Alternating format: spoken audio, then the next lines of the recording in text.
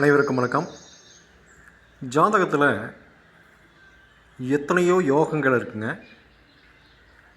பொருள் சேர்க்கக்கூடிய யோகத்தில் முக்கியமானது மகா தனயோகம். தனயோகம் அப்படின்னாவே பொருள் சேர்றது தான், வரவு தான். மகா தனயோகம் அப்படிங்கிறது அருமையான தனம் சேரும், நிறைய தனம் சேரும் அப்படின்னு அர்த்தம். எந்த அமைப்பு இருந்தால் எந்தெந்த லக்னங்களுக்கு எப்படி இருந்தால் மகா தனயோகம் அப்படின்னு வரிசையாக பார்க்கலாங்க. பாருங்கள், இது ராசி கட்டம்.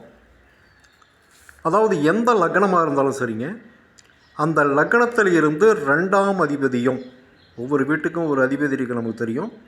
2ஆவது அதிபதியும் 9ஆவது அதிபதியும் 11ஆவது அதிபதியும் சேர்ந்தா 2, 9, 11 இந்த 3 பேரும் சேர்ந்ததுன்னா அதுக்கு பேர் மகா தனயோகம் அப்படின்னு பேர். இப்போ மேச லக்கணம் அப்படின்னு வச்சிங்களேன். ஃபஸ்ட்டு மேச லக்கணம் அப்படின்னா மேசத்துக்கு 2ஆம் வீட்டுக்காரர் யாருங்க? சுக்கிரன். 9ஆம் வீட்டுக்காரர் யார்? குரு. 11ஆவது வீட்டுக்காரர் சனி. அப்போ மேச லக்கணமாக இருந்தால் சுக்கிரனும் குருவும் சனியும் சேர்ந்தால் அது மகா தனயோகம். தனம் நிறையா சேரும் அப்படின்னு அர்த்தம். அப்படியே நீங்கள் ஒவ்வொரு லக்கணத்தை கண்டுபிடிச்சிக்கலாம். சரி, ரிஷப லக்கணம் அப்படின்னு வச்சிங்களேன். 2ஆவது அதிபதி புதன், 9ஆம் அதிபதி சனி, 11ஆவது அதிபதி குரு, இந்த 3ம் சேர்ந்தால் மகா தனயோகம். மிதுன லக்கணம் அப்படின்னு வச்சிங்களேன். 2ஆம் அதிபதி சந்திரன், 9ஆம் அதிபதி சனி, 11ஆம் அதிபதி செவ்வாய், இந்த 3 பேரும் சேர்ந்தால் தனயோகம், மகா தனயோகம்.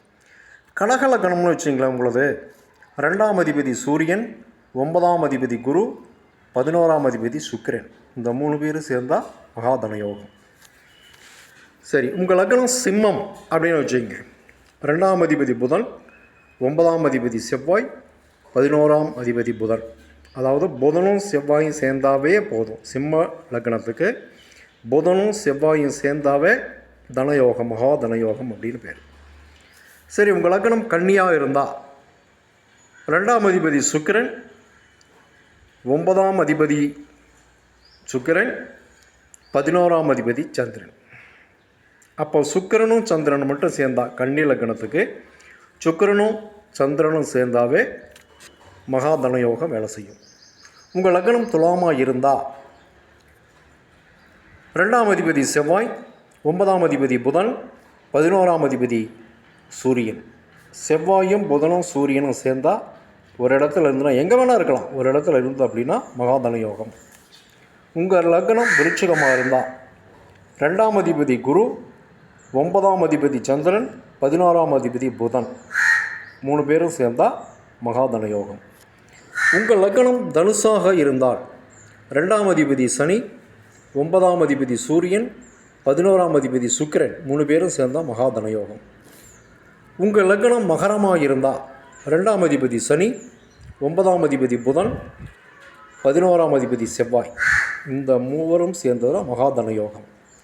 உங்கள் லக்னம் கும்பமாக இருந்தால் 2ஆம் அதிபதி குரு, 9ஆம் அதிபதி சுக்கிரன், 11ஆம் அதிபதி குரு.